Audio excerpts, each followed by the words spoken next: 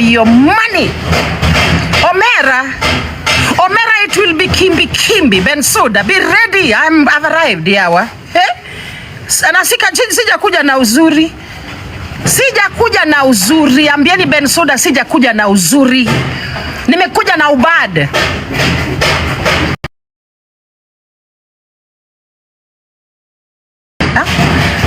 Lazima we ready.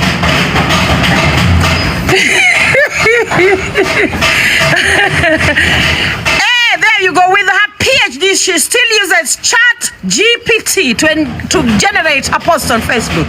Imagine that. Imagine she's a PhD holder who cannot write a post by herself. Kizungu kwani hakufundishwa hiyo dini? Hiyo ni PhD alitoa wapi? Bensouda lazima tuambie hiyo PhD alitoa wapi, because I have been in a doctoral class myself. I have.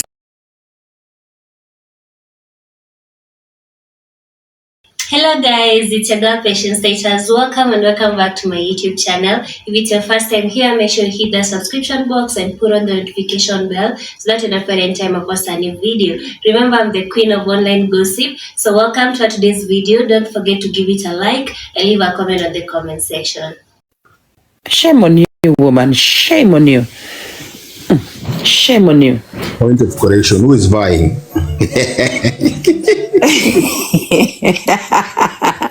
Refugee wa USA.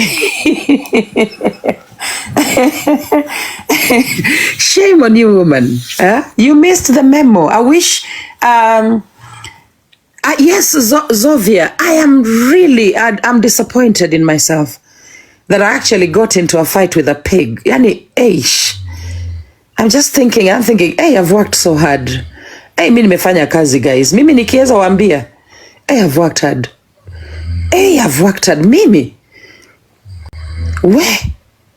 Alafu sasa, and I'm not talking about TikTok. TikTok means nothing. TikTok is just place to waste. Unaniona ndani ya duka, ati saizi niko kwa duka. It's simply because my home is a construction site. That is why niko hapa kwa duka yangu.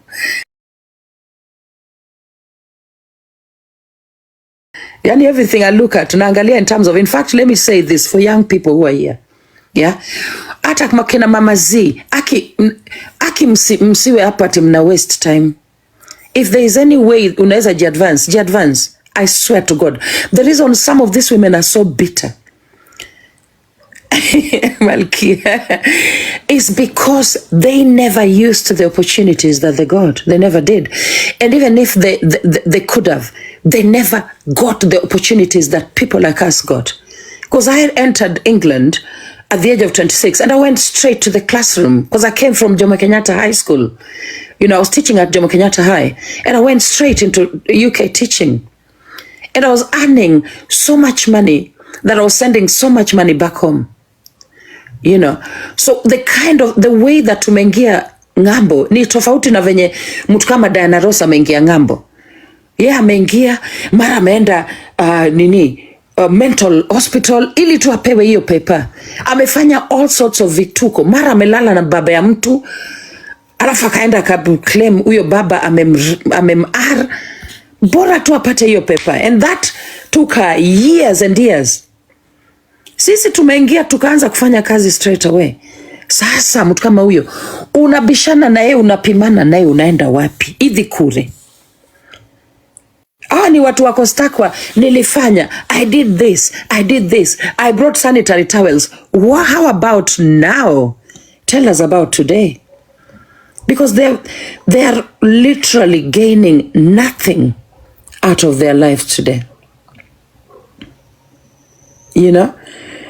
Most young people on this app, kina ma TikTok drama, kina nani, and Kush, those young people are waiting for something. I've been there. I know exactly what they're doing. They're waiting for something. They're young. They're waiting for something. Wewe mama mzee, what are you doing?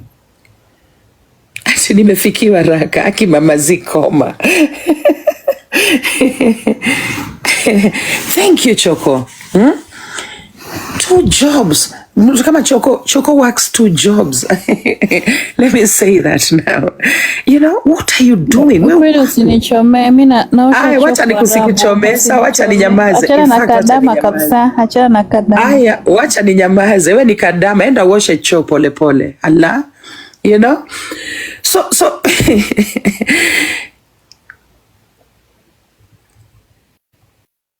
oh, she can't. Camel Dio, she can't. She can't. I think she knows my pedigree. That is what bothers her more than anything. My pedigree, that is what bothers her. She knows that I'm crafted out of a very fine tree bark, you know. She knows that, and that bothers her. Literally, my existence bothers her so much that she had to get into some collusions with Chinya Uyoma, you know. Anga siji, we are going to kill Lady J. Hizo ndio vitu zinambother. You know, I make her terribly uncomfortable. Alafu kwa hapo, akiwa mwanamke. Guys. Disarm Chinya Uyoma, then disarm my followers. No, followers are just followers. Camel, what I wanted out of TikTok, I got. Yeah? Oh, actually, we are in court, Phyllis. We are actually in court with Diana tomorrow. We are in court with Diana tomorrow. I hope she knows she's in court with me tomorrow. If she hasn't informed her lawyers. You know? Her so-called case. You know? But how will she... Ice Viper, darling. Nice to see you, my love. How, we tried to tell you so in the comments. I wasn't seeing the comments, I'm afraid. I'm sorry. It is a mistake I made. Camel, like Malkia is telling you, this was my biggest mistake of TikTok. To engage a pig. I should never have stooped to that low. I should never. Now I understand. There's a lot I understand about, you know, a lot of times when people who are so high went and then they, you know, they got into arguments with what wenye ata. Anyway, I wrestled a pig today and it wasn't nice. And mind you, I was there trying to support my daughter with work and I was there screaming. It was horrible. You know, what kind of example? My daughter goes to a very competitive school, you know, and she's working so hard because she's, you know, you guys know Koro. And then I'm there wrestling a pig instead of focusing with my own child and my own partner who was also here. He was here and he was just wondering because he's such a soft guy, you know, and he's there wondering, nini naendelea? Hata elewi. Choko, imagine hata hizo vita elewi. Yeah? Ni mtu soft mwenye is the most harmless person. You know? And I'm there screaming at the top of my voice. I let my people down, but I also let my family down. You know? That was just the worst. Nimepigana hii TikTok. Hizo kupigana zilikuwa fun because nilikuwa na watu wenye na watambua.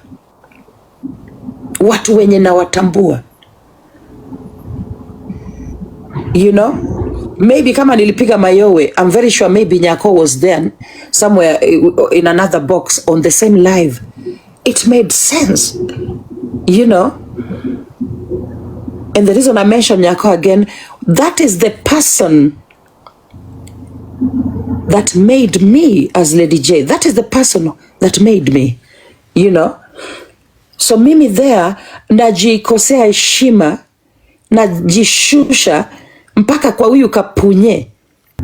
Mwenye nilimlisha nikamweka kwa hoteli huko New York. Guy Fafa. I am ashamed. Wanasemaga the bar was too low ama wanasemagaje? The bar was too low today, guys. The bar was too low today. I'm ashamed of myself. The bar was too low. Not Kapunye, no. I'd rather even Nani, what's her name? JB Kiparangoto, but not Kapunye. Not Kapunye, no. I despise that woman with all my heart. I swear to God. I swear to God, I despise that piece of takataka with all my heart. Nilienda too low. Now it's simply because she cannot stay away. I'm still going to do a lot of interviews on TikTok. I'm still going to talk about my political journey. Yeah, and she's still going to show up. I know that because what she wants to be is me. I know that for sure. This is not something I'm lying to you.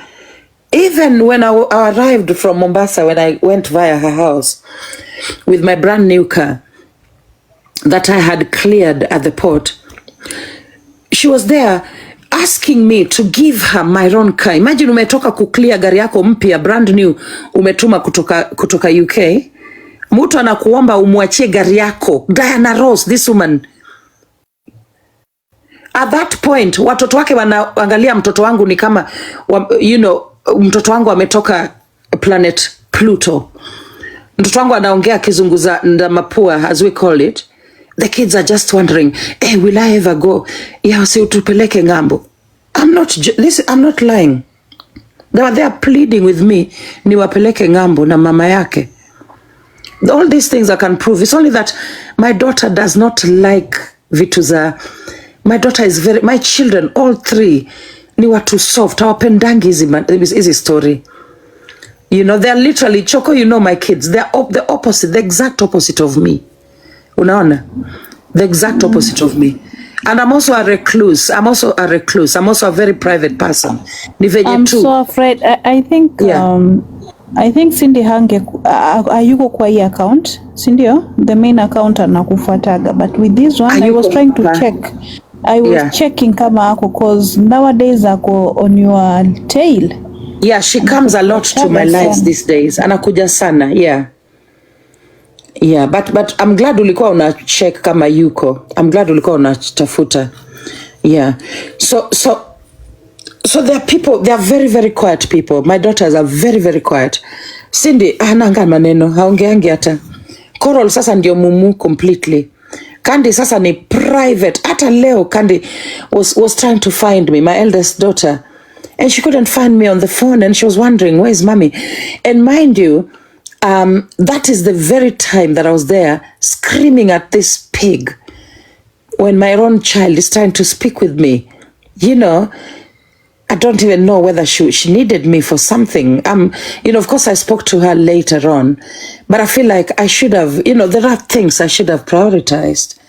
Not this woman. I'm so ashamed of myself, guys. Huyo mwanamke, by the time hata nilienda kwake, alikuanga na okota watoto. Yani she used to okota people from the streets. Borako tu awatumie hii maneno ya mboka mnasikianga. Alienda akapata mtoto mwingine alikuwa amebakwa. Akamweka kwa nyumba yake, akaanza kumtumia for food. Unaona? Watu walijaribu kutoa huyo mtoto kwake. Watu wa Facebook walijaribu sana.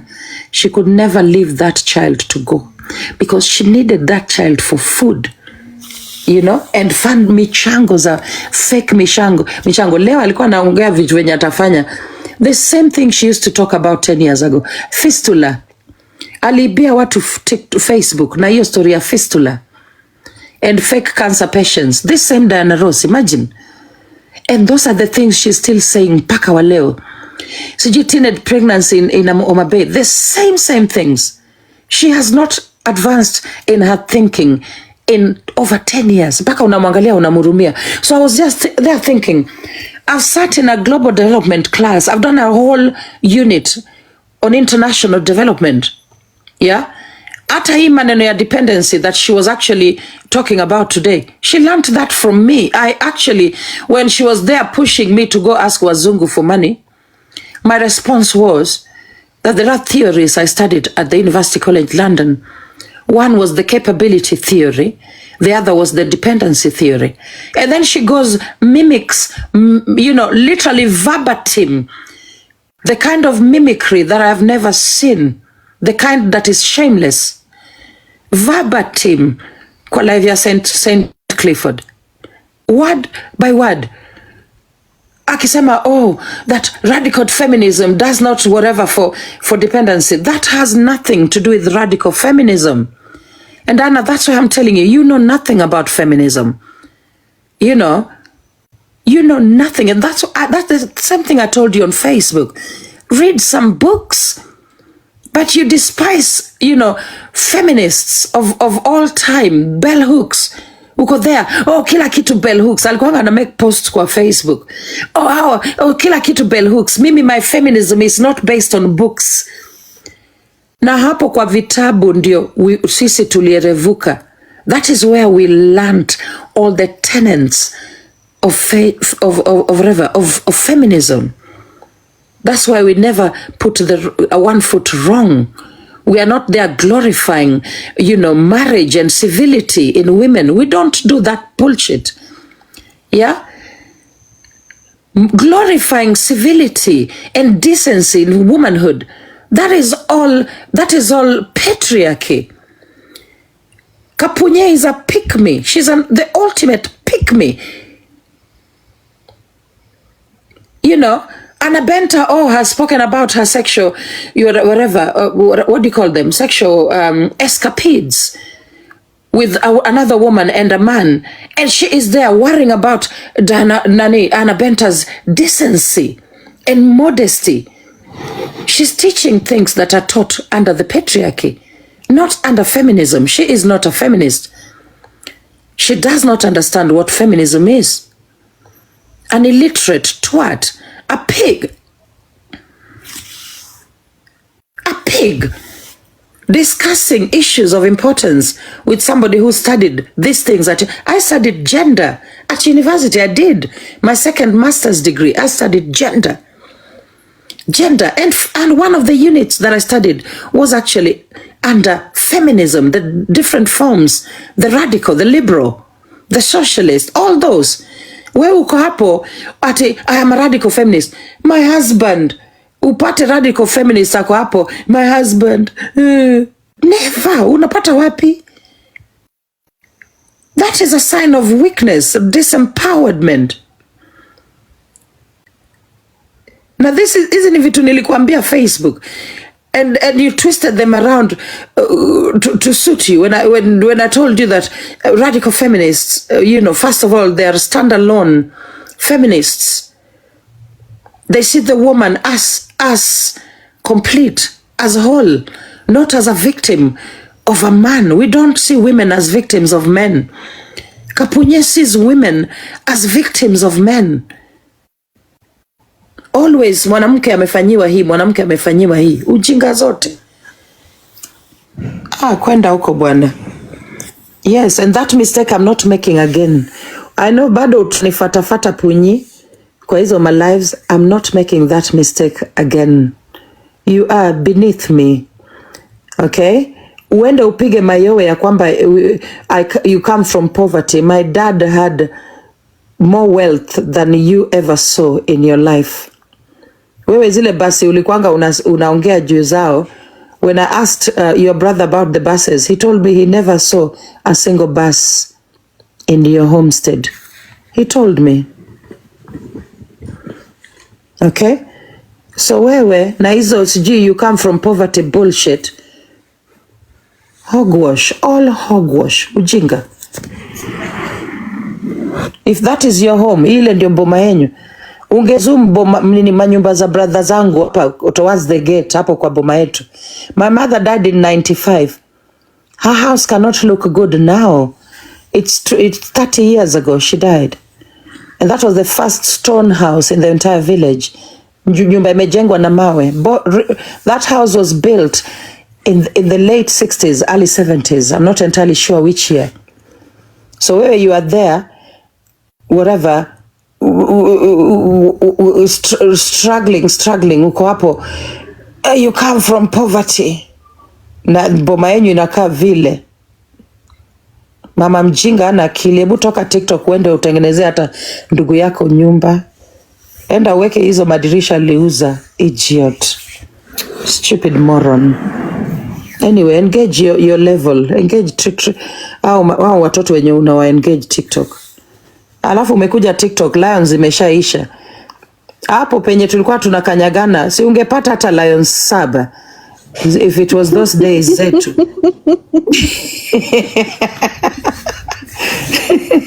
Najua umenikumbusha nowadays you are not into gift, we are into M-Pesa. I hate gifts with a passion. I do. Because unajua kenye kinaniumiza na hizi magifts. Unaona? The amount of money yenye inabakia Chinese. Yani hiyo iwanga inaniuma.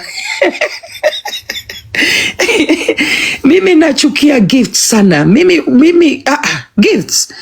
Wacha tu nipate malayo zangu kwa M-Pesa bwana. It works for me perfectly. Na zinakuja. I have a target of a lion a day. Zinakuja daily. Okay? So wewe uko hapo ati mtu anakungurumishia. You're just an idiot. You don't know what you're doing. You don't know what you're doing. Wametukopi everything like hata zobu. Wamekopi kabisa kila kitu. We gave them the blueprint. We lead, they follow. Akiamgula DJ sipo baya. In fact, I opened this live. Nilikuwa nataka kurudisha salamu. Yes, that was the mission. I wanted to kurudisha salamu. Then I was like, wenye wamekuja si wenye wanajua hizi stories za huku. So they came, they started talking about hizi tu vitu normal stock zetu za hapa. Mimi nilikuja tu na ubadi LJ, nisidanganye. Nilifungua Ningepatana na wewe indeed tungecharaza. I requested walininyima wakati alinitaja tu jina hiyo ndo kwa nime request immediately, but ili upande. Yeah, I wanted to charaza mimi pia because you are only one na pale walikuwa kadhaa. Unaona? Katika ile mcharazano ilikuwa LJ ndo ameshinda kwa sababu wale wa mama wote walikuwa pale juu including huyo. Wote hao wa mama ni wa mama by the way wote. Unaona? Ni wa mama wote, si hata mimi ni mama. Yes, so ndo alikuwa peke yake hapo, sasa yeye ndo mshindi. Yeah, na amempata time mbaya because alikuwa anashughulikia mtoto na network yake pia ilikuwa mbaya. Time mbaya. So, na Maria ndo umeshinda. Yeah. Na unajua kitu kingine kenye imefanyika vibaya, unajua Choko, you know how much I want Coral to succeed. Unaona? Na masomo, and that is why I brought her home. Right now I'm looking at her books. She's a totally different kid, you know? So I'm there, I'm looking at my daughter and I need to be sat with her every day doing the homework, you know, looking at what she's doing at school. And I'm there, imagine na argue na nguruwe. Yani, anyway, you guys have no idea. You guys have... I was like... Na niko kwa duka, Choko, you know, I was in our shop. Our pesa shop imepata salamu. Anyway, mpaka majirani wananisikia wadau. Majirani wananisikia. Ungeenda nyuma. Mheshimiwa. Na I swear, Zovia, I am so I let myself. It was a moment of learning. Na thank God umeanza whatever you're doing mapema. Umeangalia the amount of hatred and the amount of support you can get. Si watu wengi wana, okay, honestly speaking. No, but then Zovia, you're missing the point. You're missing the point. Yeah, you're going back. Ngoja kidogo Zovia. Ngoja kidogo. She never pronounced it. Abe pronounce when you were there, like alikuja akasema sijui. And by the way, kama mlikuwa mnasikiza, hakuwa anaongea I want to do this. Alikuwa anasema if I want, alikuwa anaongea zile za because she knows she cannot vie. Haizi vie Homa Bay. She can't. So amekuja kukuharibia. Hata kubaliwa kuvai Homa Bay. Nani atamkubalia? Anaenda wapi? And then LJ, please, siku ubaya, you stoop so low kukubali ku accept argument yake. Alikuwa na points, honestly speaking.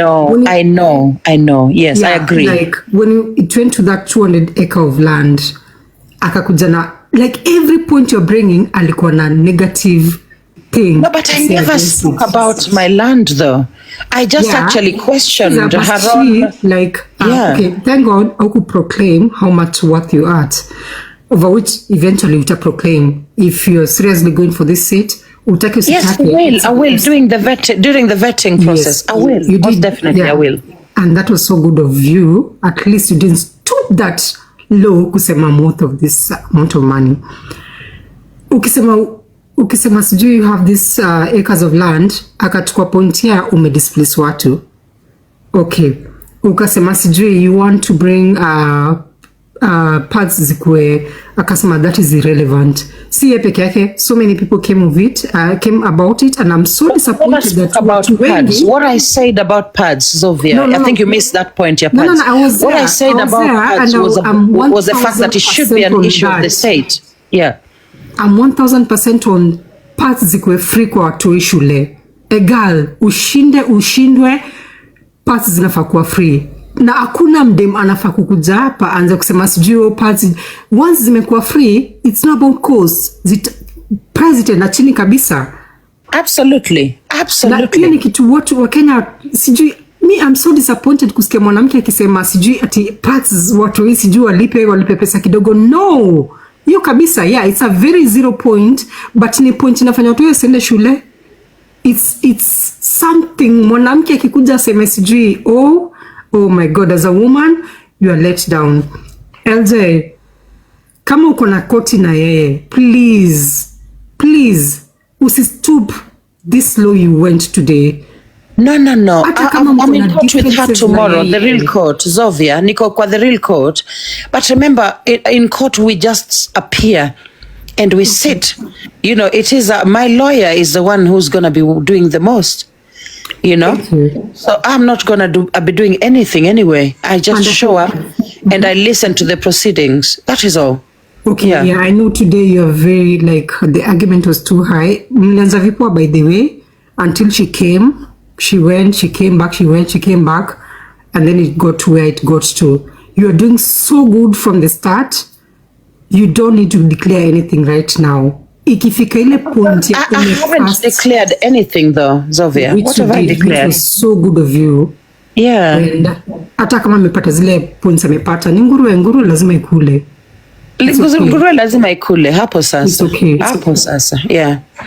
So anyway guys, yeah. So, hata kama tuna sijui nini, uko na watu wengi, hata kama sijui pengine tuja come through for you today. No, I know. But it was not even that point. But not walikuwa prepared, they are so ready to meet you, and they will be ready again to meet you next time. But just what I've realized, Zovia, is that it is my time to talk now more about the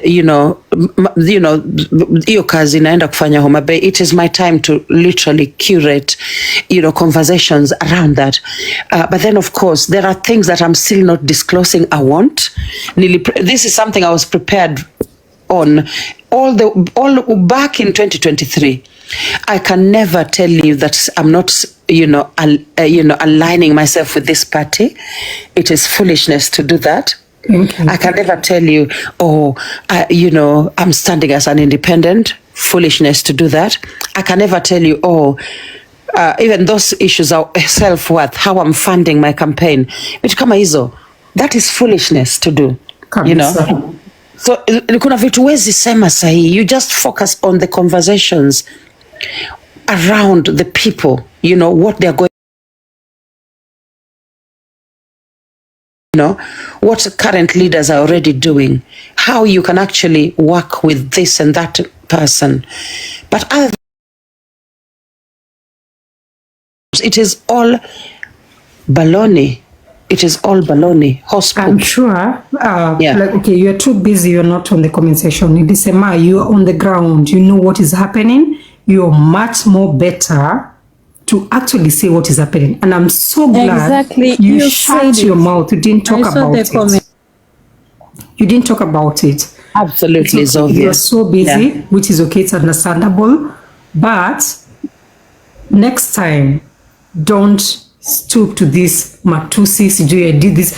I was so disappointed at you sijui I'm looking for an evidence. LJ, you say this sijui ulimtumia $100. What is $100? Okay, msinichukia. No. That's the issue. No, it was no. Ukisaidia tenda wema nenda zako. It's okay. Absolutely. You didn't do it. Why do you have to go look for evidence? Unaprove I nani? still You're not proving for us, you're only proving for her. yeah. But the point remains, Zovia. The woman in question is out there bragging that I have never fed her. I've fed her many times, not once. Is not the This only woman, person fed LJ. you know, many times. I've fed her many times. Camel, huyu mama nimemlisha many times. There is even a time. Umesaidia watu wengi. You know, oh my God. You know, it's just the way that she talks. So, nilisaidia sijui Zovia, nikatumia Zovia sijui no, I'd never do that. Chocolate City, you know me. I'd never do that. Guys, Zovia, these people know me. I don't help people and then I go mention. I don't do that. I support people nyuma ya tent all the time. Mimi wanga natumia watu do all the time. I can assure you of it. But it's not something I go and advertising. I don't do that. But there is a reason why this was important. There's a reason why it was. You understand? Thank you.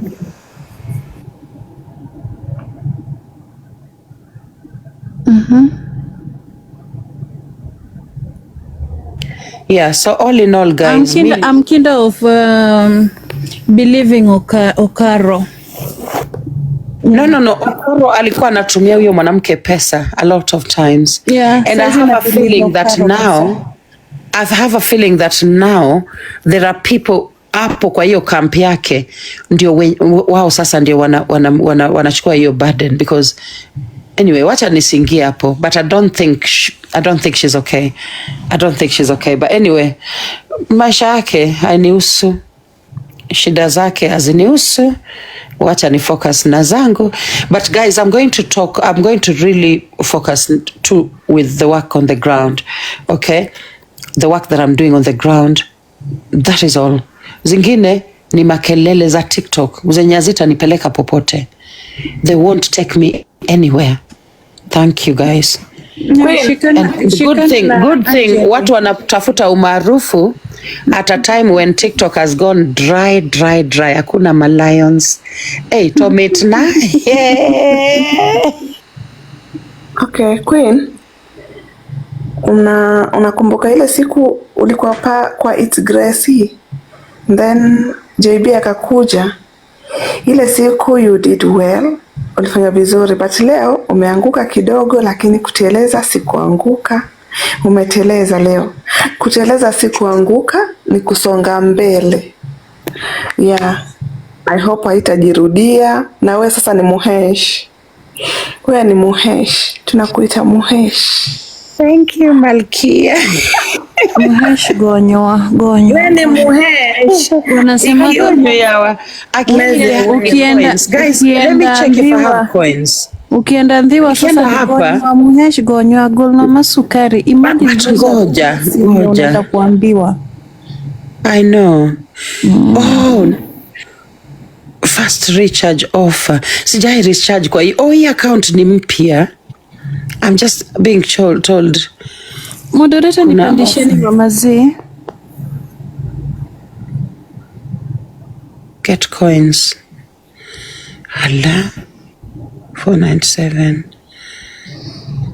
Lakini mwanamke leo kuna vile alikuwa na act hadi alikuwa anaambia Queen huyu mwanamke leo anakutaka maneno. Alikuwa ananitafuta. Amenitafuta. Na uliona vile nilikuambia nikakwambia Queen hapana najua unapenda hizi vitu na inakuja and you laughed, you tagged me and then ukalaugh. I know. Then I was like I know huyu kuna kitu anatafuta kwa gibure na ina end hivyo. And Saint knew it ya kwamba hao inaanza vizuri at long last inaenda kuumana. Unaona? Lakini kenye kimefanyika poa ni ya kwamba mboka ya Saint imeivana, which is so good. I love Saint. I'm so happy for him. Saint. That is the one thing that we have pushed that woman to send a lion. Even the and Saint wetu Saint one of Lady J's children is now chewing chewing 30% of Serikal's lion. Yes. Wakai kujua any platform you'll be going, any platform yenye unakuwa very free, they accommodate you. Wakai kujua those are your students, you made them. No. So asiende hapo ati anapiga kifuatio, sasa unaweza funga live. Unaweza funga live kwani who is she? Imagine ati anakuja ku control Saint guy. Aende a control Guy, kazi yangu hapo hapa. Nimemwona. Zainab toka hapa. Guy, nimefanya ukuje ukwenda. Haya.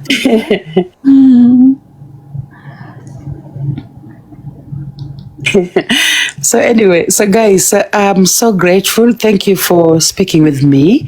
Nawashukuru sana. Kwetu saizi bado kubaya ni kubaya. The roofing hata haijaisha. Roofing haijaisha. I thought ingeisha leo. Iko karibu sana kuisha. Kuna part ingine bado haijaisha. You know, so hopefully it will be finished tomorrow. The piping is all done kwa nyumba and all plastered back in. Asa kesho wana pass hizo nini wire through the pipes, you know, and fixing the sockets. And then after that we start scrubbing the walls. You know, I'm just so desperate for that work iishe ili sasa nirudi Ndhiwa. Ndhiwa ndio kuzuri guys. Town. Lakini ni kuzuri, at least imekupata uko na net, unaona?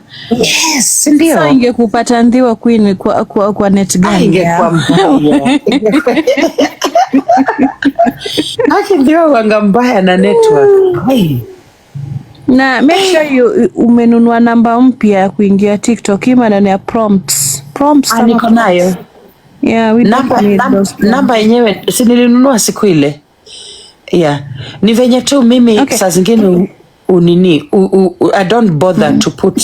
Yeah, I just sometimes don't bother. Yeah, but okay, Prezo wangu wako hapa, sijui kama anaweza kuuliza question, at least muinteract. Yes, aulize. Wacha ni mute. Yes, Mr. Langata, if you can ask any question. No, me, I'm okay. You people just continue the conversation. You don't want to ask Lady J anything? Any question? No. you I don't want to be part of. Mimi najua the question yenye ningeuliza pale ni feminism hapo, but acha tu ninyamaze. Acha tu ninyamaze hiyo picha. You want me to talk about feminism? No. It will escalate. No, I would have asked her that, but she clarified that part when she said that feminism has got nothing to do with men taking advantage of women. I had her clarify that part. So yeah, I did. And by the way, guys, let me just make this clear. It got to a point when I was so tired of misinformation from the same woman, Diana Ross, on matters feminism, that I decided to stop talking about feminism. Niliacha. Unaona? Because munakumbuka at that time when she was fighting all the men of TikTok. Do you guys remember that time? You know, I decided I'm not talking my feminism. I'm leaving it because this is not feminism. This is Miss Andrea actually did tell TikTokers, Dana is not a feminist. She is a misandrist. She hates men. Simple as that. So mimi niliachana na hizo stories of feminism. I just live 100% my feminism. I am a free woman. I live a very, very, very free woman. You know, very free woman. And the way that I live my life, and I am a matriarch, I run my business like a real, true matriarch. So I never have time to talk about feminism. I'm not interested at all. I'm not. So no, mimi anything to do with feminism, siongei. I always just talk in regards to, you know, what the lies that this woman says, but I don't really say because I'm an educator, a feminist educator. or a feminist content creator. Those are things I did when I was on Facebook.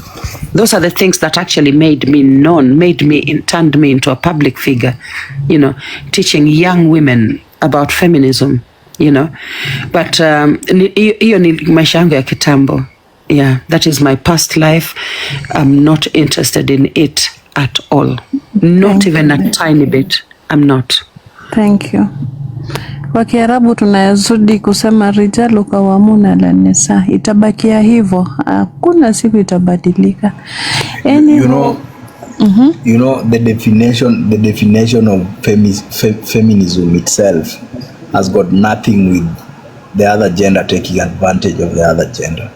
Even males are feminists, so it's not a woman's thing. So when she clarified that part, then I was like, she knows what she's talking about. Okay.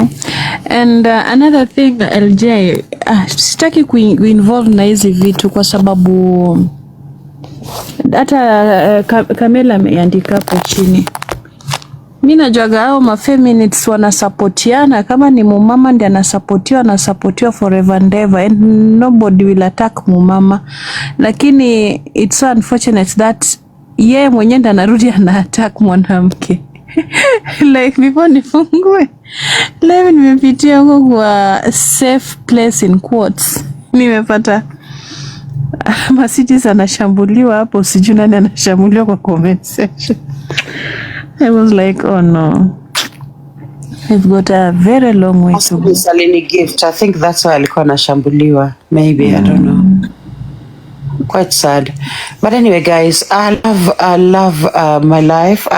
Guys, I'm so fortunate. Kuna tu vitu, because I'm still relying a lot on TikTok, you know, until I get my first batch of funding coming in. You know, there are just things I cannot discuss on TikTok. When I finish hiyo hurdle, I'll be more free. Nitakuwa naongea freely. But I can tell you for sure, my life is so blessed. Hata siwezi ongea. I am so blessed. Like right now, wenye mtu ananiangalia niko kwa duka shelves ziko empty. And I'm thinking, literally the kind of building that will be going up in that space, hata hii duka it will go and the building that is coming up on this lot, nashanga, how did I get here? Unaona, I am so blessed, guys. Mimi, I am so blessed. Kuna vitu mob I wish I could talk about, but wacha tu ninyamaze. He moved back home. The best decision I ever made. The best decision. Yeah, the best decision I ever made.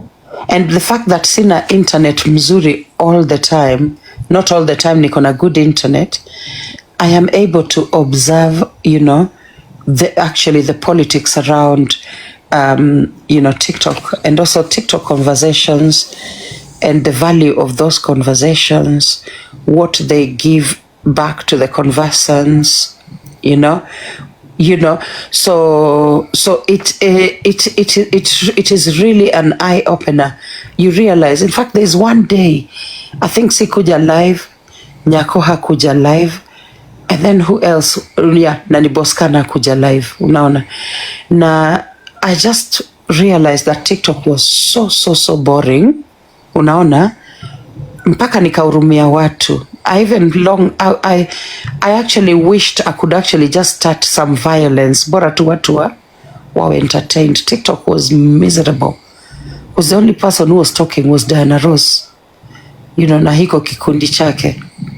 You know, and you know what she produces is 100, mostly negativity, almost 100% of the time. You know, and toxicity. So imagine being stuck in this hole where the only voices you're hearing are of, you know, sad women living in the West. Sad women stuck in America who cannot travel. Apana. TikTok, there are conversations that do not benefit us in any way. Yeah, and the more people realize this, the better it is for them. Yeah, but not coming on TikTok all the time gives you a better perspective of TikTok and whether indeed, people are benefiting from anything. Lady J. Yes. Before you came here, I was telling Choku that there's a way people congregate here on this hub to have fake conversations that are not leading anywhere. That is exactly what I was telling them. People come here with some fakeness in them. That is so and true. Imagine conversations they want that are other leading. people to tolerate that. Thank you. And that is exactly it. Conversations that are leading nowhere. Like it's like small talk. You know how when you're someone like me, the things that I think about are so serious. So when you're someone who actually engages at a very high level intellectually, small talk even annoys you. Easy conversations zenye hata zina mbele wala nyuma, you listen to them and you actually can feel the annoyance inside of you. You can feel your mood changing because you're like, oh my God, what is that? So again, TikTok, you have to actually think about the value of the conversation you're listening to, whether it is helpful to you or not. Yeah, there's a lot of people here who are here just to mess people's days, to keep you in that rut that you're stuck in. People who are already failures, they've been defeated by life, and they want you to also fall in that trap of defeat. They are not dreaming of anything anymore. They are not dreaming of something good coming tomorrow. They have no message, no positive message to pass to the younger women or men.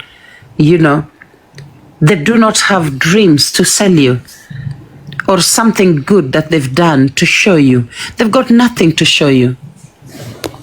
So then they keep you in this bubble, in this, I will call them,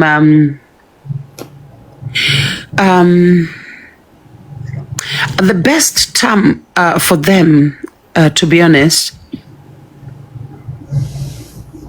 is a matrix. We are stuck in that mediocrity matrix where anything goes, and you cannot leave that matrix and elevate yourself higher because you're stuck. It's like a capsule. You cannot leave. You cannot leave. And that's what's sad about this app sometimes. Sometimes I listen to that woman and I'm like, oh my God, I actually feel sad that there are people stuck in that. Yeah. So but all in all, guys, thank you. In the same breath, I keep on telling people this, and I really have a problem with technology because the fact that these kind of apps exist is the reason as to why so many people are having kiburi. Because you can come and access me on an app. Because you can come and access me on a app, you walk around with that in your head, thinking that me and you are on the same level. I keep on telling people that I can interact I can interact with you on this app. But logically, in real life, there is nowhere that I will ever have a conversation with you. We can never sit in the same table and have a logical conversation. In fact, we can never be in the same environment with you if it's in real life. So the problem people have is that just because they can log in to this app, request, then speak, now they think they are on the same level with everyone that they talk to, which is bullshit. Thank you. Very, very true, guys. Very true. And so that is why you can come. Imagine TikTok has made it possible for somebody to come and brag about wealth that does not exist. nyumba za gorofa that don't exist. But anyway, guys, thank you so much. Choco, thank you for having me. I really do appreciate you. And Langata 001, thank you. Thank you. You know, I love the way you talk. You're very, very clear, very precise. Thank you so much. Zovia, I don't take you for granted. I disagree with that. We have people on this app who aren't accessible. Oh my God, I wonder whether those people exist, or perhaps what I can say is Smart G. Perhaps they don't participate in conversation. That is the way they've managed to protect themselves. I don't know. You know, yeah. have you ever had a conversation with someone and then you argue with them, but when you do follow-ups, you realize that you are actually arguing with a nobody? Imagine.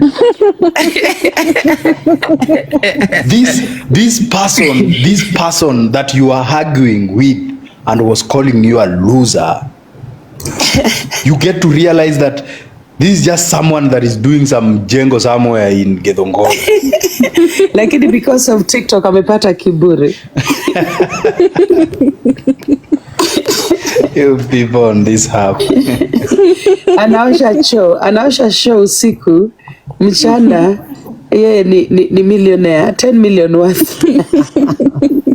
Alafu apate some good English. Ashinde kinachokuka dama za hapa baba. Imagine. Yes, and we have this mindset where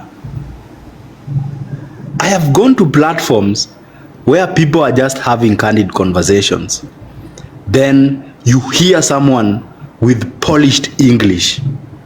This person speaks English and everyone there is busy listening to him, even when he's saying nothing. Some people just come on this app to speak English, but if you completely listen to the things they are saying, they are completely bullshit. There's no sense they are making. And we have a problem in our society where if someone is so fluent, everyone tends to listen to them.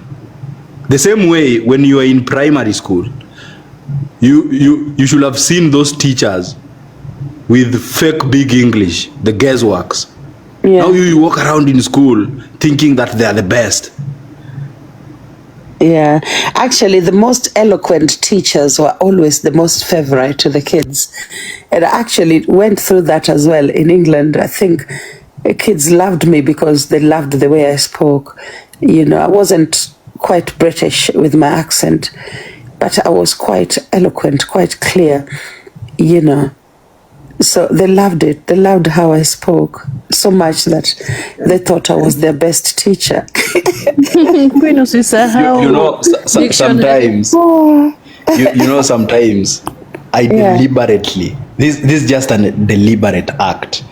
Sometimes I deliberately allude to the fact that Africans are stupid, because these are people who have completely forgotten what they stand for and what their culture is. If you come on these apps, then just like a small, how do we call it? The way you can have a broken English. People will try to demean you for that. They'll be like, "Wewe ni mjinga." I mean, I see politicians every time speak the way they speak. And people try to say that, "Oh, huyu ajui kizungu, huyu sijui anaongea aje." Who said that intelligence is knowing English? Ambiguous words, yeah? Definitely not. Yeah. There's really, and the other day I was telling someone, it's like in our society, some people are even investing in ignorance. I think maybe ignorance is paying. it's like we are having some forces against common sense in our society, where everyone has to walk around with their empty head as if everything is fine. So long as you can speak English, you're good to go. No, we need substance. We definitely need substance, guys. And that is why I find myself like, slapping myself in the face, because I was like, I'm a woman of substance. The things I do, I don't believe in small talk. That's number one. I think I'm very British in many ways, because I think talk is cheap. If you are going to be counted for the things that you do, not the words you say. And today I entertained an empty talker. Someone who will say, I'll be doing this tomorrow. And then tomorrow they will not show up, So I feel like I let myself down terribly, because oh gosh, anyway, never mind. Guys, may I go to bed? Thank you so much. You know, Lady J. Thank you. Yeah. Anyone who started listening to you when you came here, at that point you started your submission, would walk around with that nonsense of, she's proud. Is it, how do they say it, Choku? She's full of herself. Yeah, she's full of herself. When someone actually says that, you are full of yourself, you want me to be full of who? Me or you? If I'm not full of me, then who am I supposed to be full of? I mean, you're just celebrating your success. So if you're not full of yourself, are you supposed to be full of that person who is telling you not to be full of yourself, or who? Mm-hmm. It's like someone listening to you say the things you are saying, and then they'd be like, listen to her, she's having ego because she's talking about her success. The other day I was telling Choku, what is a human being without ego? Without ego, you are nothing. It's your ego that propels you to whatever height you want to go. It's the urge of you wanting to have that big thing that people do not have that makes you be what you are. Guys, some of you don't know how important TikTok is. Yeah, her and JB using gifters. Yes, they're using the naive people on their platforms.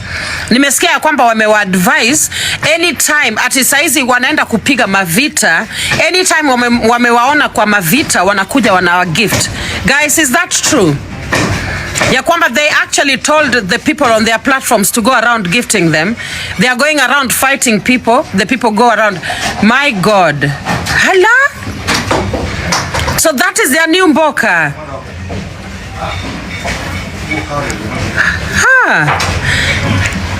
No wonder she kept coming. Alijua very well that was my interview, but she kept coming back. Aliendelea kikuwa nakuja, anatoka, anarudi, anatoka, anarudi. You know? They did, Arusha. But guess what? I don't bring boka like that. No. And amesema ya kwamba anytime ameniona kwa live yoyote atajileta. Kapunye ujilete everywhere. In fact, nikitoka hapa naenda kwa live ya mtu. Jilete hapo. Yeah, jilete hapo. Yeah. So I want to, hi Sunny B, you are totally out of topic yesterday. Ulikuja late, ukaanza kuuliza maswali yaeleweki. Guys, I'm going to say this. TikTok is a powerful tool, a very powerful tool. And for some of us who are now going into the election period, we are going to be candidates, political candidates. Oh my God. Pareni machape diluar. Nani? Levis? Yeah. Machape diluar. Gigi diluar alorate. Huh? Makoni ni give me to mabati. Afeni you are mabati kocha. Guys, the workers in the house.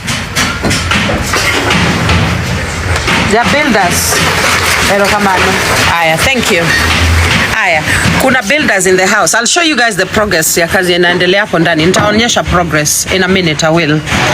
So, TikTok is a powerful tool. TikTok is a powerful tool. Guys, when I sit down and reflect, what I personally as Lady J, mimi kama Lady J, what I have achieved on TikTok. Saa zingine nashtuka, nafikiria tu hivi nasema no.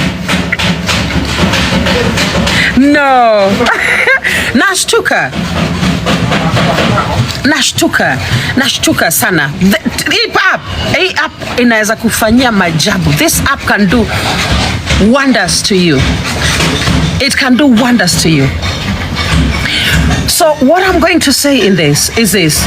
If you're somebody who wants to know a bit more about how to get to use TikTok to propel yourself forward, have a discussion with me. In fact, kuja kwa live zangu usimiss any of my lives, because right now, jana ni kama hiyo interview ya St. Clifford imechange program yangu. Unaona, jana like I was kind of forced into beginning my campaign. I was literally forced into discussing my political journey even more.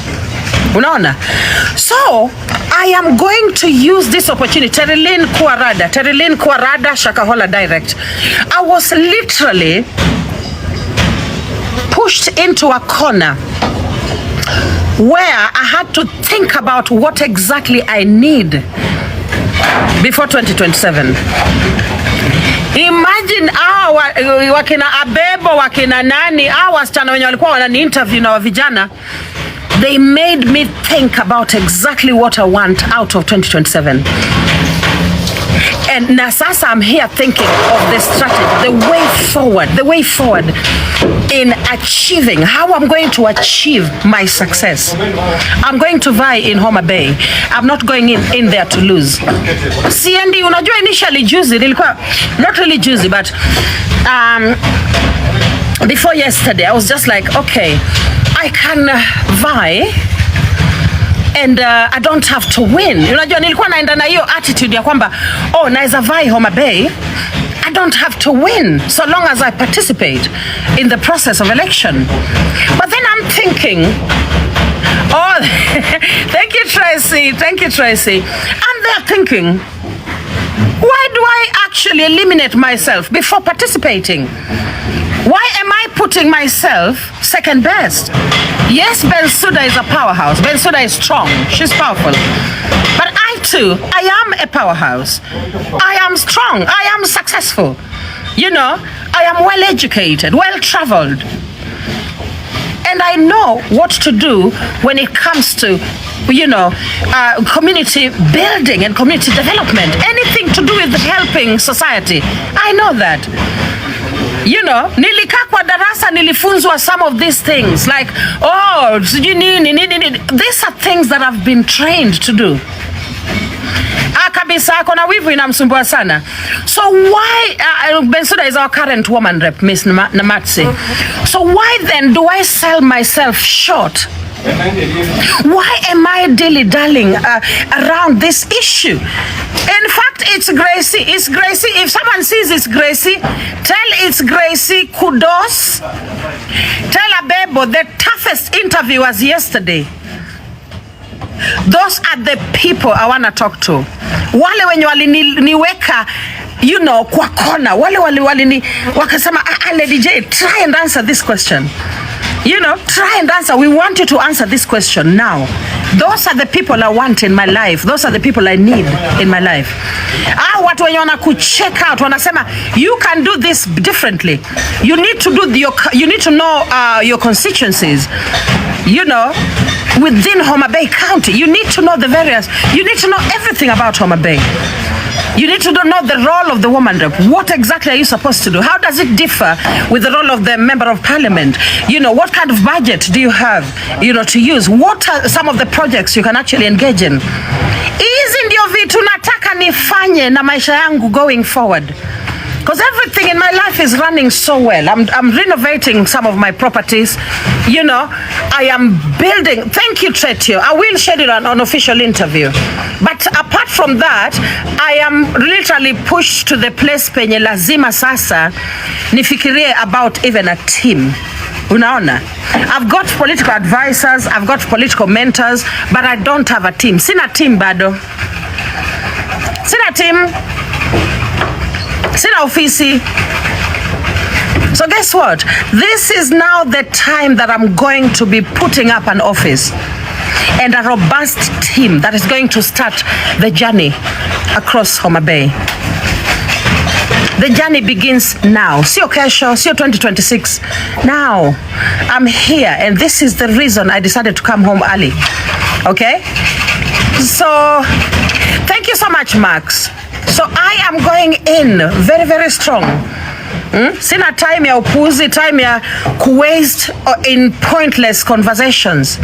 Mapema ndio best. Thank you so much. So thank you so much yesterday, St. Clifford, wherever you are. Thank you for the interview. And Homa Bay belongs to everybody. Homa Bay belongs to us. Okay? They burnt Millie Mabona's house because they said she was Migogo. She could not vie in her own constituency where she was born. Walimfukuza kama umbwa. She was lucky to get a nomination. And that nomination changed her life forever. Okay? Hapa kwa siasa hakuna bestie. Hapa it's all about loyalties. How you actually engage with people, and get them on your side, get them supporting you. Hakuna bestie kwa siasa hapa.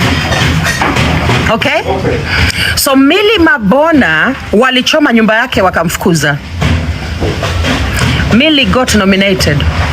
That was the first and the last nomination in Millie's life. Now every election time she goes in, you know, literally she gets a landslide victory. She pretty much has a job for life. Millie Mabona has a job for life.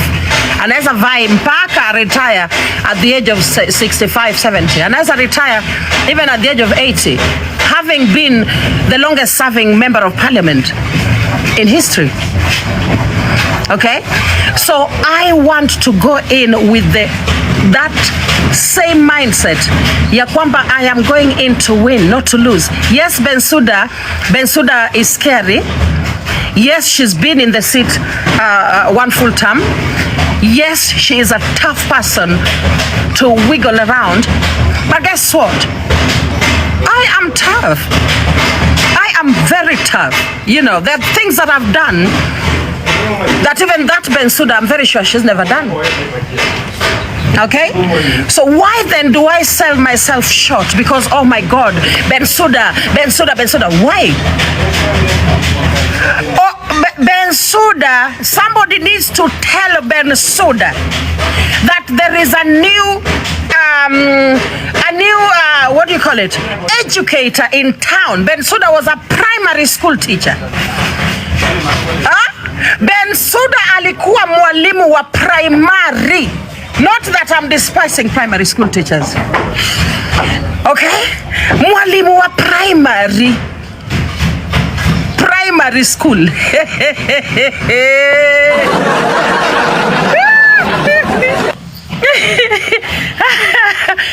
Bensouda alikuwa mwalimu wa primary school.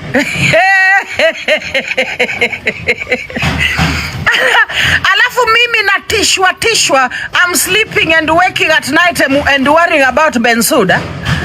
Huh? No, she was a primary school teacher, Bensouda. Opuga Bensouda was a primary school teacher. Akarudi akafanya diploma, ndio akafanya degree, akafanya masters, ndio akafanya PhD. Hala, I know her history very well. So guess what, Bensouda?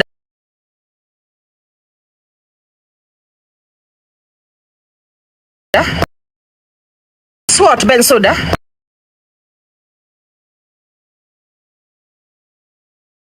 For your money. Omera, it will be kimbi. Bensouda, be ready. I've arrived, yawa. Na sija kuja na uzuri. Sija kuja na uzuri. Ambieni Bensouda sija kuja na uzuri.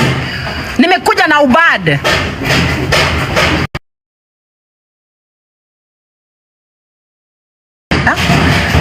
Lazima we ready.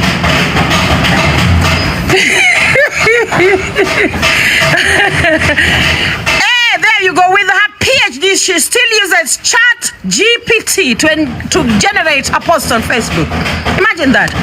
Imagine she's a PhD holder who cannot write a post by herself. Kizungu kwani hakufundishwa hiyo nini? Hiyo ni PhD alitoa wapi? Bensouda lazima tuambie hiyo PhD alitoa wapi, because I have been in a doctoral class myself. I have sat in a PhD class myself. Hata mimi nimesoma mpaka London. Na hakuna Kenya ataniambia. Tetio tumeshaanza tu. Tumeshaanza tu nalo sasa. All across Homa Bay.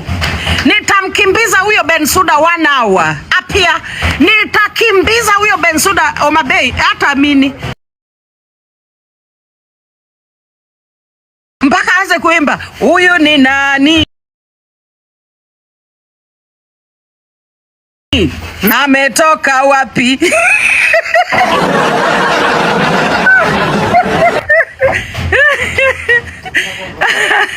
So I'm going to say again, thank you to St. Clifford and the ladies on that platform who are asking the toughest questions. So thank you to Gracie Abebo the Wax. Wale walikuwa wanauliza maswali ngumu zenye zilikuwa zinaniweka kwa kona. You are the people I need. Mimi si kuja hapa kucheza. I did not come on this platform to play. I have had a very good time on TikTok. I've had perhaps the most. Nataka mniambie TikTok mwenye amekuwa the most successful kunishinda when it comes to money within the shortest period of time. I have made over 15 million Kenya shillings on TikTok in a period of 2 years. I want you to tell me someone who's done better than that. Wachana na gamers kina mwiti. I'm talking about hawa wenye wako na mdomo hawa. And I want you to tell me one who has translated that into something tangible yenye watu wanaweza ona na macho. Sitaki mara anga, and this is not a disrespect to Nyako, but sitaki anga Shane. Sitaki hizo stories za Shane. Nime invest kwa Shane. I don't want hizo story. I want something tangible. Thank you. Hello, are you there, people? TikTok is about mula. TikTok is not about yap. Unaweza kuwa hapo una yap all day, unapigana vita za kijinga all day, and you come out with nothing. Thank you, Tracy. You guys are there. Nalo.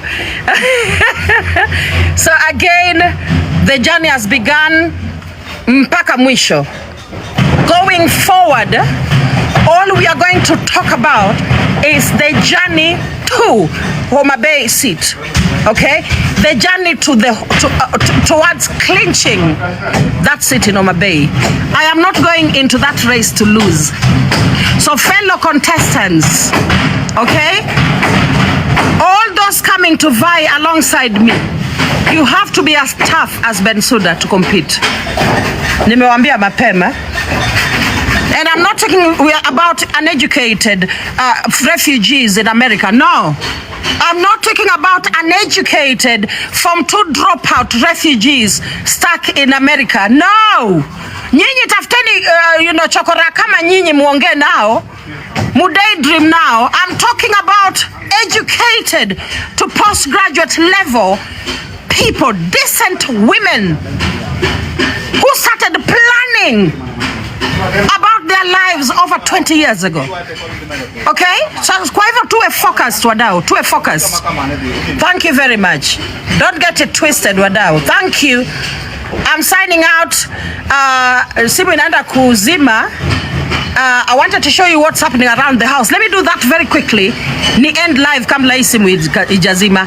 Naenda hardware kununua more material. We need wires now. The cabling is done, so we just need wires to go through, and then ceiling board, and then mtu already anasugua walls. Very quickly ni painting. Very quickly tunarudi nje. We are doing the outside job, and then we start building the fence, the wall fence all around the property. Yani kazi bado iko hapa, but tuko rada. We are working. Thank you for the water. Thank you so much. We are working, and that is what I know how to do best. Work.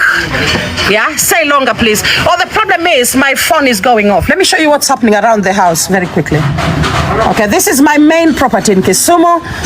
So anyone who does not know, especially watu wa Homa Bay, you need to know where your woman rep resides when she is in Kisumu. Okay, so fundi unsawa? So guys, so kazi inaendelea, as you guys can see. The ceiling, I mean the roof ilishaingia yote. The entire roof has now been done. So now what they are doing is someone is scraping the walls, but the piping is also going on, and it's being replastered so that we have all the sockets done. Okay, so that's what's going on. You can see around the house. Okay, so we are making sure we make this into one of the most luxurious, beautifully done houses that I have. I'm gonna make sure I do a nice job with this property. Really, really nice. And this is in Kisumu City, very, very close to town center. Thank you. So some of the piping is still going in. You can see that. Let me just go around the other side. So all this is going to be wall fenced all around the property. Okay. And all this is going to be changed. This will be replastered and then painted beautifully. That is the brick for the wall fence. Yeah, so the work is going on beautifully, guys. Very, very well. So let's catch up. This is the roof that I've taken down. We are figuring out how to dispose of it properly. So we'll see that. So all this will be cleared. This is my store. I built it about 6 years ago, I think. So I'm going to be bringing it down and then creating nice space around the property.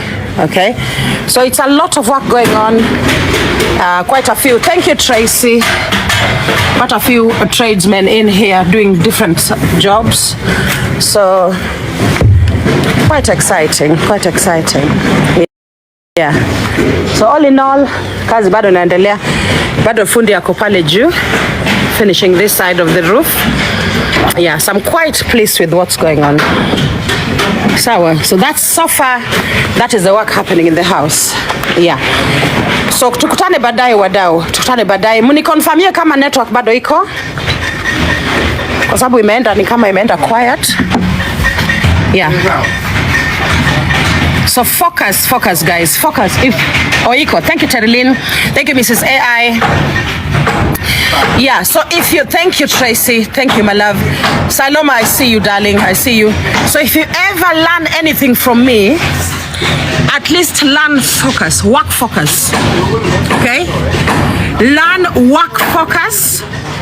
Remember, as a woman, you must invest, number one. You must create wealth. Wealth creation, very important. Hata saa zile unapiga maombea zako, be selling even cereals. Be selling something alongside. Don't sit down na umbea za kijinga. Do something with your time, because time is the most precious thing you have. Okay? Look at your projects in terms of time. Mimi saizi hii inanichelewesha. Nataka nimalize haraka niende kwa another project. Hakuna time, sina time ya kuwaste. Sawa? And remember, if you are focused, yeah? Make sure you share that with people. Many women don't know how to focus. Many women are dependent, they're codependent on other women. They don't know who they are outside of their circles of marafiki. Okay, be one strong woman who can run her projects solo mpaka umalize. Unaweza jenga mtu kama mimi nimejenga, I've built several mega structures. Okay, run a project mpaka umalize solo. Toka kwa hiyo project enda kwa ingine. We are building Kenya, guys. That is the focus. We are building Kenya brick by brick. I love you guys so much. Tukutane baadaye. And Opuga Ben Suda, I am coming for you. Nataka kukimbizana na wewe Homa Bay. Mpaka kieleweke. Thank you guys so much. Bye bye guys. Bye bye. I love you guys too. Thank you, Tracy. Okay. Oh, kaona iketo gikate. Sawa. Okay. Kulinyesha jana. Answer me yawa. Overturn, answer me. Overturn, sioni comment yako gani? Sioni comment. Is that your other home, Lady J? This is my Kisumu residence. Hii ndio nyumba yangu ya town. Hapa ndio penye mimi uishi nikiwa Kisumu. Sawa. Hapa ndio mimi uishi nikiwa Kisumu. This is my main home in Kisumu town, by the way. Okay. So nimeanza two renovations. And in 1960 something, Miss Val, sio 1970. Hii ni pembe tatu. So 1960, roughly 1960, I don't know whether it could be 64, I don't know. Yeah, ni pembe tatu, Ali Debs. Mtu amekuja live yangu leo asubuhi akaniambia, "Oh Lady J, unajua polisi wa Buruburu anaenda kuchukua mtoto wako Makini, anaendea mtoto wako Makini." Sasa nashangaa. Sasa Ali Debs, watu wako na maneno. Aya, wacha, let me show you inside what's going on, guys. It's a complete construction site. Renovation si kazi rahisi. Send me money, guys. Munaona? So we are doing piping. Yeah. We are doing piping. Munaona umetoboa hata pale. The pipe will move from the bedroom to there. So it's a lot of work. Hapa juu hakuna nini. Munaona nini venye ilikuwa? Imagine na nilikuwa nimeishi tu hapa. Imagine. I was so patient. But every year was torture. Hala. Oh, walileta hii mashine. Hapa ni kwangu, guys. I didn't know my drill. Ililetwa. Construction site. Mnaona, everything is a hazard.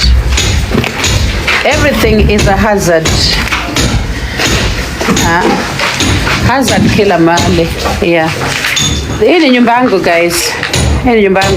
This is why nimehamia shop. That's why I'm living at the shop. Kwa sababu ya hii. Sawa. Hata viti zangu unaona viti zimefunikwa. I'm telling you, hata mimi siwezi wait. Sia. Hata mimi. Mary, thank you. So this is Coral's bedroom. In fact, wacha niwafanyie tu tour. Muone mapema, but I'm asthmatic. I really should not be here. But this is Coral's bedroom. They should be starting piping. Naenda saizi kununua pipes. Saizi too. Yeah. So they've already made the walls for piping. Unaona?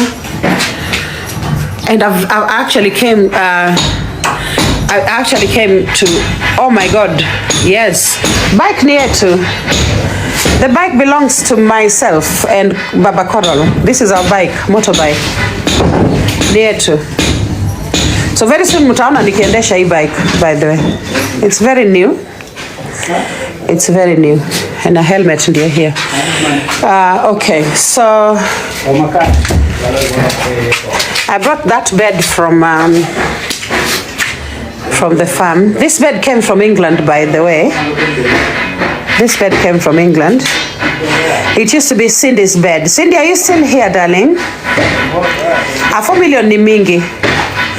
At most renovation, it cost around maybe 600,000 iishe yote.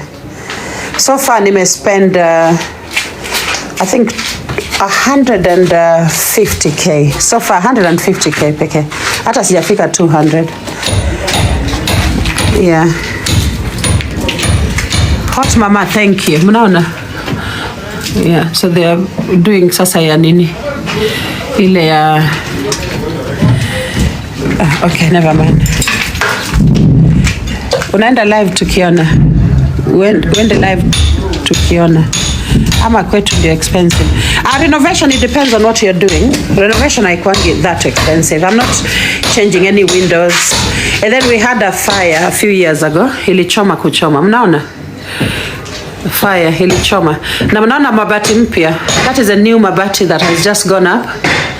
So acha niwaonyeshe because very soon itafunikwa na nini na ceiling board, so you won't see. So that is the piping done. Now there's something I forgot to tell them to do. There's some wall lighting that I need. Wacha nilete electrician. Luongna fundi Eric. Fundi Eric nyoko kanyo. Fundi. Erobia newa wache gimoro ka.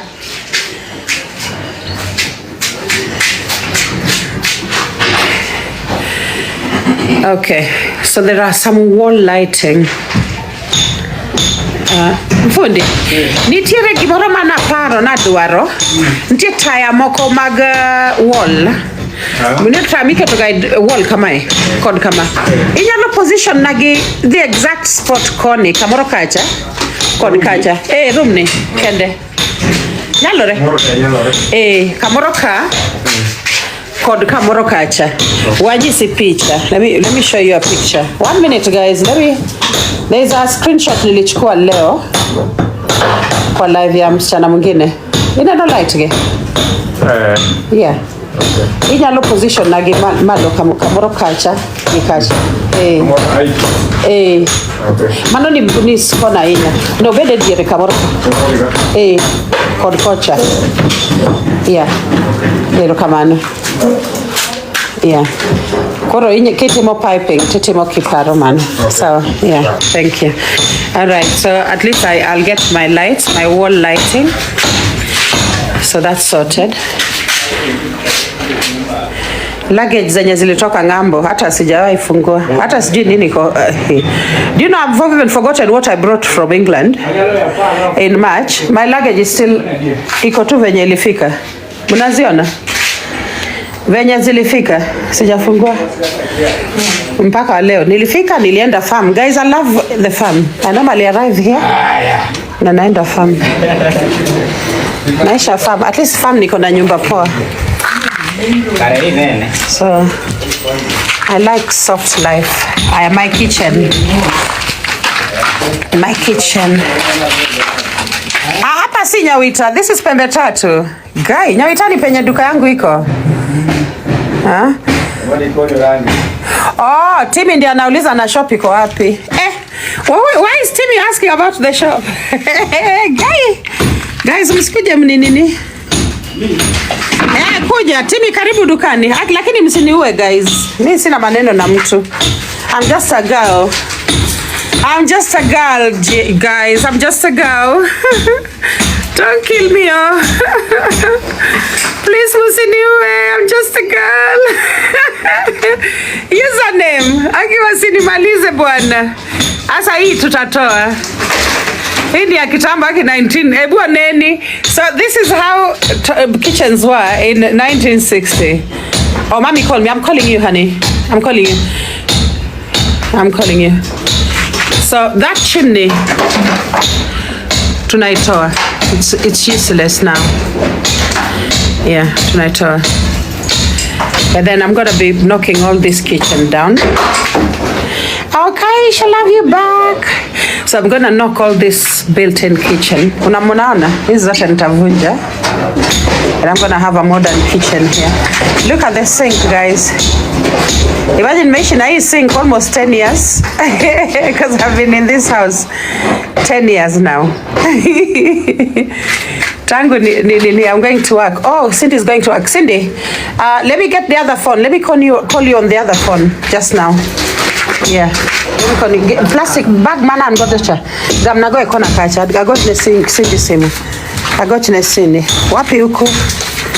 Kuchafu. Kuchafu sana. Alafu niko na kasto hapo nje.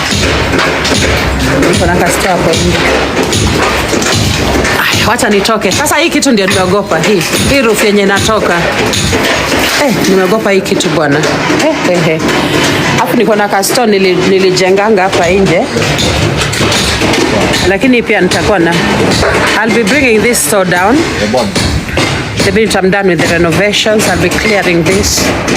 Nikishaweka wall fence, nitatoa hizo.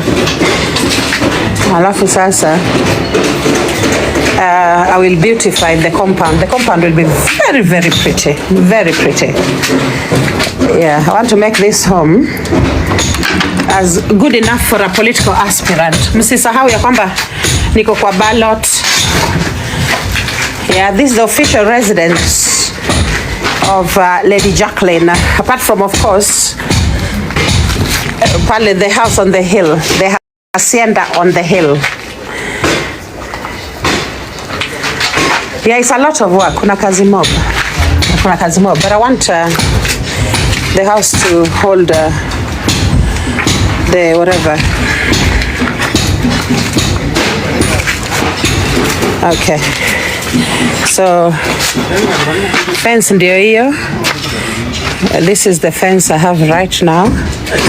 But I felt actually intimidated being next to my neighbor who has a perfect fence. Haya, breakfast. Okumezi, erepilogo. Shaina, maji ya kunawa. Letea mafundi. Ya, naenda kukaa chini ni mcall Cindy, guys. Naenda kukaa chini nimpige Cindy simu. But that is my home. Na naweza onyesha tu kwa sababu kuna kazi inaendelea.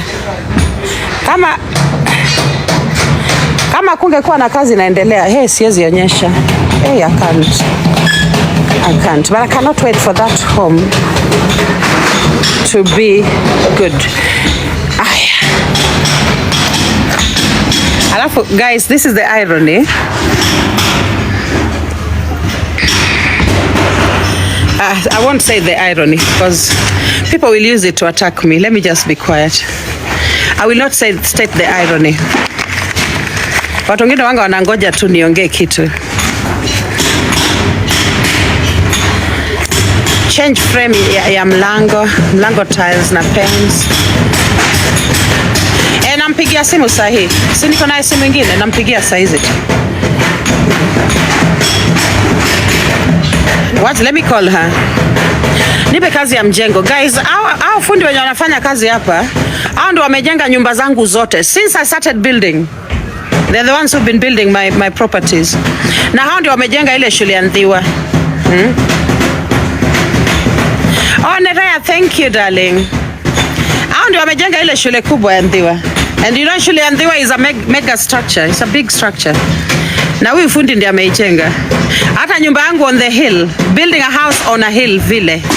It's very, very tough. Na ni yeye ameijenga. So naenda naye kila mahali. Tukitoka hapa tunarudi wapi? Tunarudi Chiga. I want to go back to Chiga. Nianze kujenga pole pole. Yeah. Hi honey, let me mute on TikTok, yeah? Let me mute. Huh? Let me mute on TikTok. Yeah, so people don't hear me.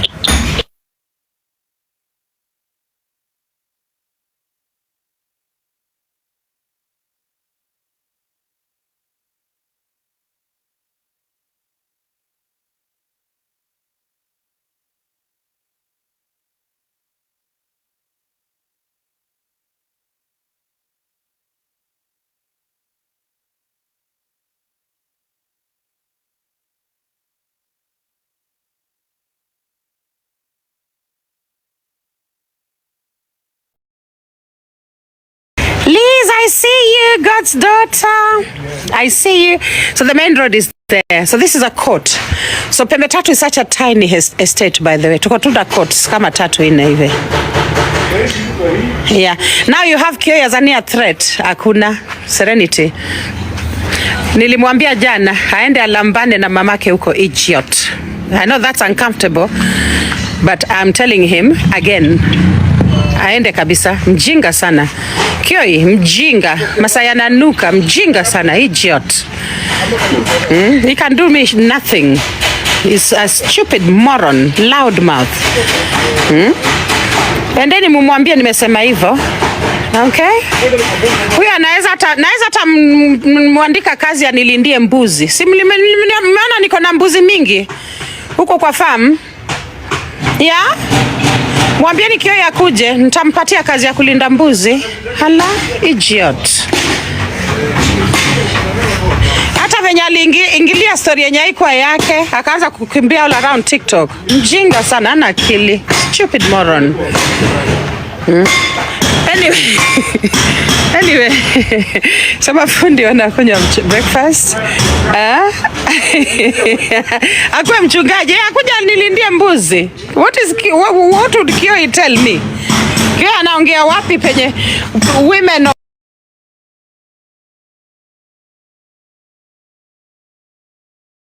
anaongea wapi penye women of some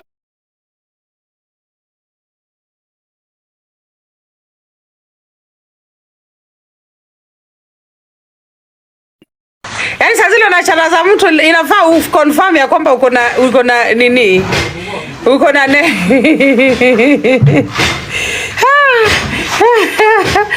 uko na nini? Uko na enough power. Kwa sasa ona hiyo aibu. Niko hapo na charaza Kioi, simu inazima. So Kioi was saved by the bell, guys. Kioi was saved by the bell. Kioi, shukuru Mungu wako. Read with me. Chocolate City. Na mbona Choco pia kwa hapa? Choco, hebu nisalimie. I love you, Choco. Read with me. Nice to see you, darling. Nice to see you, my prof.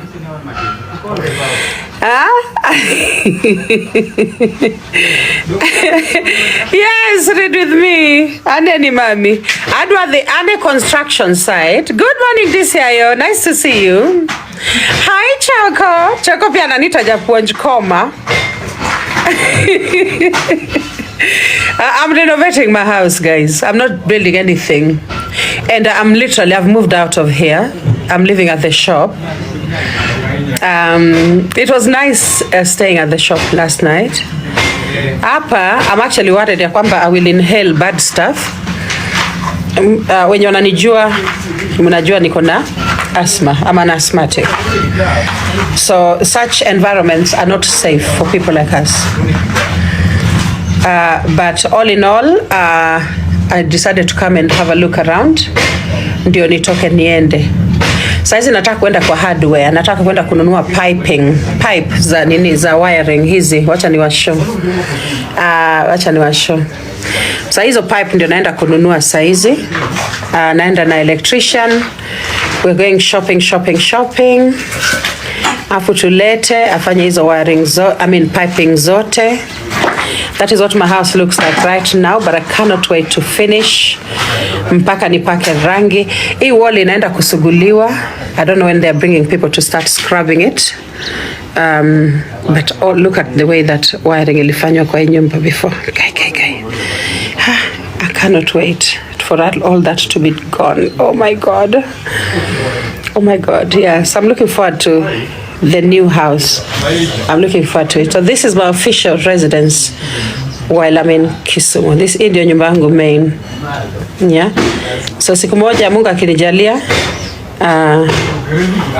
then yeah. Thank you, DCIO. Thank you so much. So one day Mungu akinijalia, then I can but such houses you cannot even sell them. This house hata ziko ukienda hata tunataka kununua nyumba pembe tatu utapata hata moja. You know, they're dynasty houses. You know, the people who own these houses bought them in the 60s. Hakuna mtu atakuuzia, hakuna. Nobody will sell it to you. Yeah, kuna. So I feel very, very lucky, very privileged. And then turns out, hiyo information sitapeana. Magazeti watachukua, ndio wata repeat all day. Let me be quiet. There's something I wanted to say, but I'd rather not say.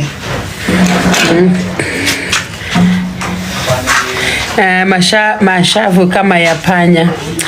I bet unaenda Shakahola babihani. I bet unaenda Shakahola. Sijui moderators na ashaenda Shakahola. Moderators hapa watawakubalia mnitusi. Moderators on this platform. My God, Jesus, no. They won't. Thank you so much. Ati unanitusi na unaenda tu for real. Guy, never. Not here.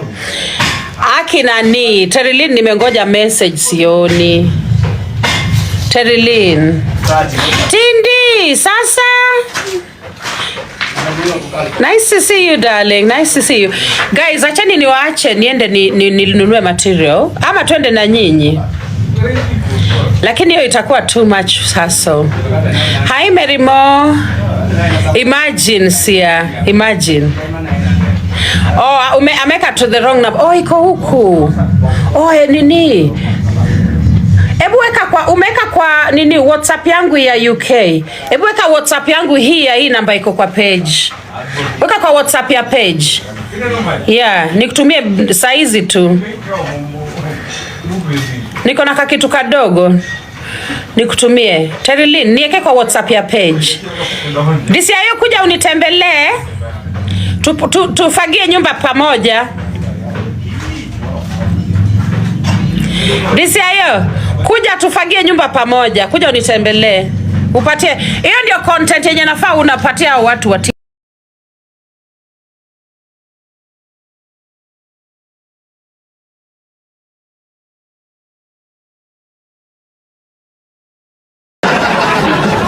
My manager knows how to end a party. Yeah. My manager, let me also send my manager something. My manager has already amesharibu hiyo party this year. Sorry.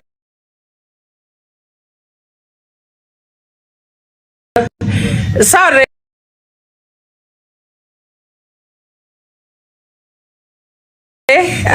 Prompt amefika. Yule wa prompt fika. Ashafika.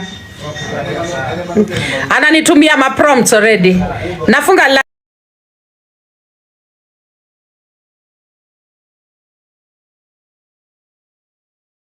Nafunga live saizi.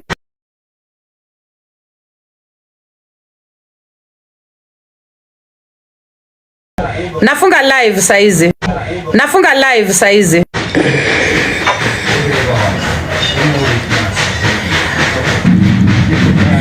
I'm actually suspecting it. Sasa huyu ume.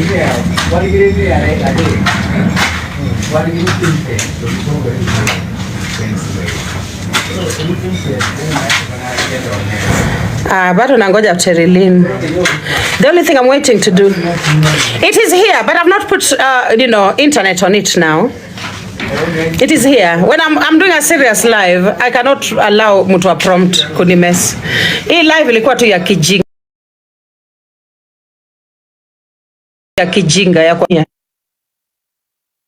Yeah, I'm ending it now, guys. Naenda. Aki Terilyn nimekungoja nikashindwa. Terilyn, yawa. Nataka kukupa do. Terilyn, I've got a little money I just wanted to share with you. Kidogo tu. Niko nataka ni share na wewe. Yawa Terilyn, yawa. You're letting me down, no? Namba yake haijafika.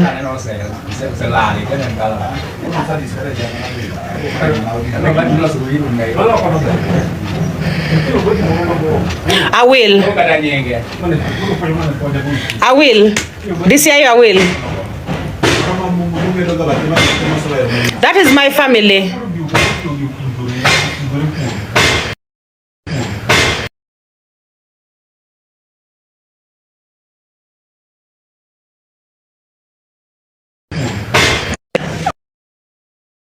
Bye fam.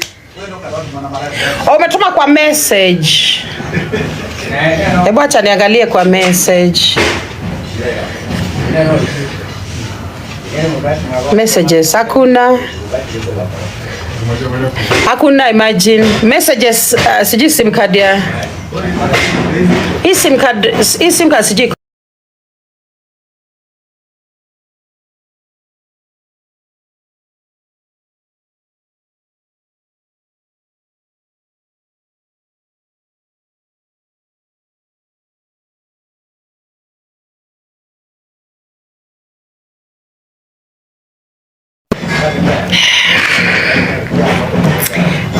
Amor, Choco Amor.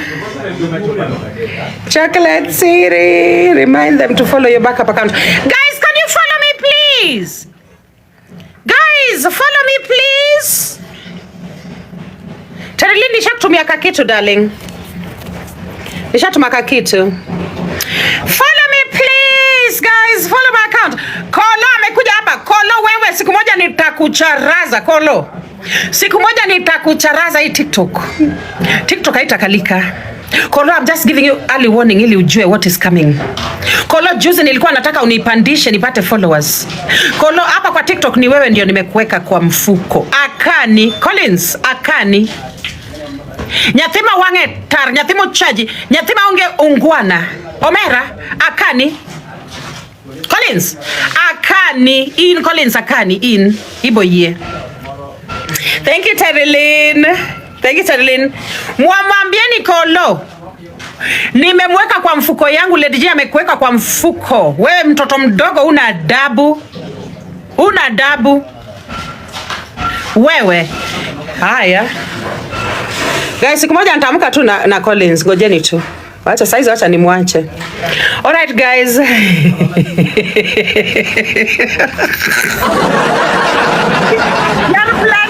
Nyar platu weni platu wa wapi? Ya Sondu? Ya Nyakachama ya wapi?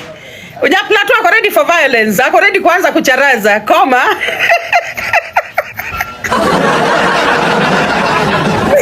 Mimi sipedangi violence. Mimi ukiona nimecharaza, oh, weni Nyanyakach.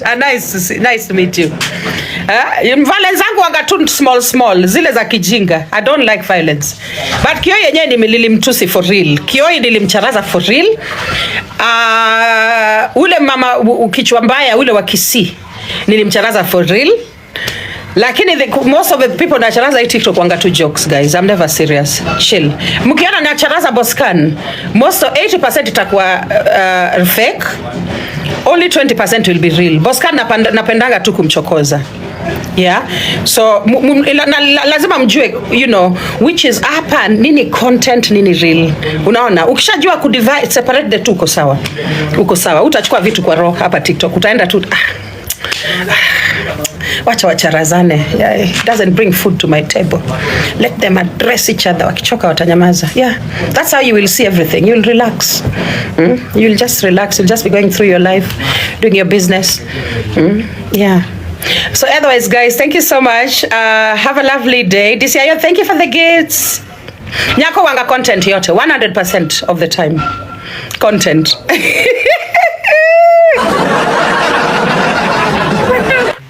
Sikunitacharaza Nyako ati na mean content 100% of the time. Alafu ananiudhi na mcharaza alafu respond. Yawa. Okay. But anyway, guys, I am done. If you not followed my account, follow my account. Tukutane baadaye wadau. Yeah. I'm feeling a bit funny in this building right now. So I want to go back. I want to go do some shopping ya hizi pipes za wiring. Nikisha shop, nimalize narudi huko base, huko kwa shop. I'll come back live nikiwa kwa shop. Maybe nitakuja live. God above all, wamesema nini? But what are the new immigration rules for British nationals? I mean, British nationals like myself, ebu nipatia, wamesema nini? Tumekubaliwa kuishi nje for how long? I hope that they've not brought 10 years to get citizenship. I knew so. Thank you, God above all. Thank you, darling. I knew so.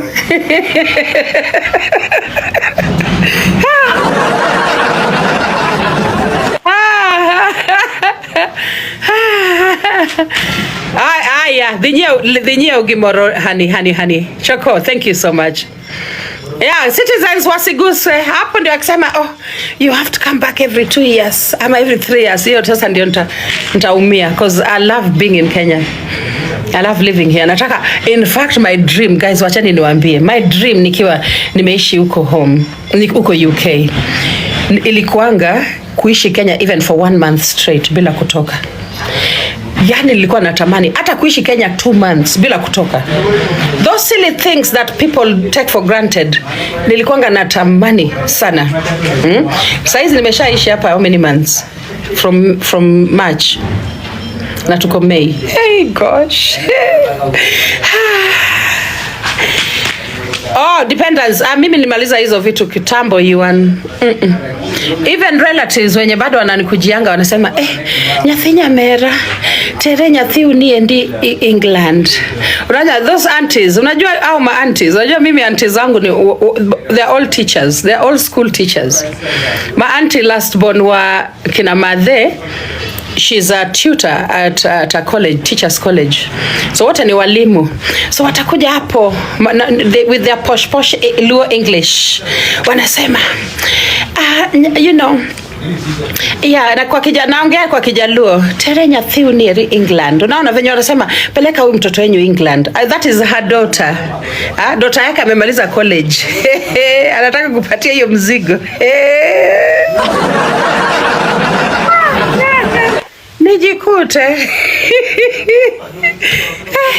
Nijikute siku hizi. I am not taking anyone to England, guys. I am no longer taking anybody to England. Watu wakae Kenya. Hata mimi nimetoka England naishi Kenya. So yeah, these days I'm not airlifting anybody. So maisha yangu imekuwa simple, very easy, hakuna stress mingi. So anyway, my dears, I'm gonna leave you. I love you and leave you. Mafundi wako pale wanamaliza tea. Koma.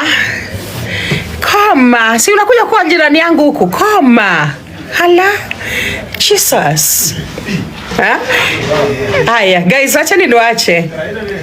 Kweni salama, tukutane baadaye. Wachani niende ninunue hizo pipes. Tukutane baadaye, guys. Haya, bye my people.